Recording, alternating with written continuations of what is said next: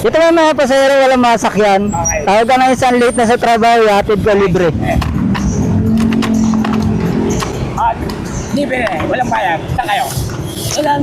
Ito, market daw. Saan ka, sir? Sa market mismo. Market, BGC? Oo. O, sige. Ano tong vlog mo? Nag-hatid daw ang libre, sir. Libre yan. Walang bayad. Kasi nagmamadali din ako. Ano oras pasok mo, sir? Hindi, papunta pa ako ng Arca South eh. Ano ka ng Arca South? FTI? Arca South, papuntang Tinimin. O FTI? FTI. Oo. O, sige, didiretso na ka rin. Magdadalawang sakay ka ba? O sana. O, mag-iisang sakay ka na lang. Didiretso na ka rin. Sige. Buddy, para sa'yo. Uy, sorry. Nakalibre sa kayo din ako. Okay ka na, sir? Ha? Okay ka na? Okay na. Wait lang, search natin. FTI? O FTI. Okay, FTI.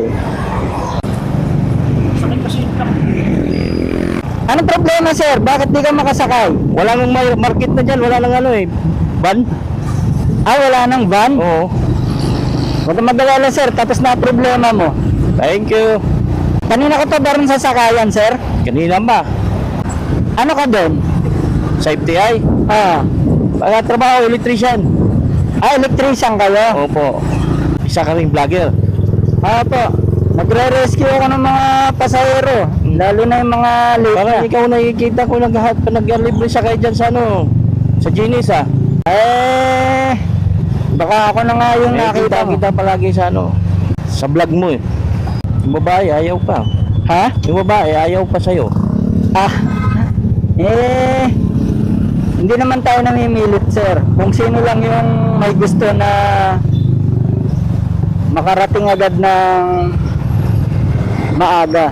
Kaya nga ang gandang ginagawa mo, brad Salamat po, salamat. Sa taas na lang ang magawa sa'yo, no? Po. Siya na lang bahala. Tama po, tama. Sana marami pang ganyan yung sa'yo eh.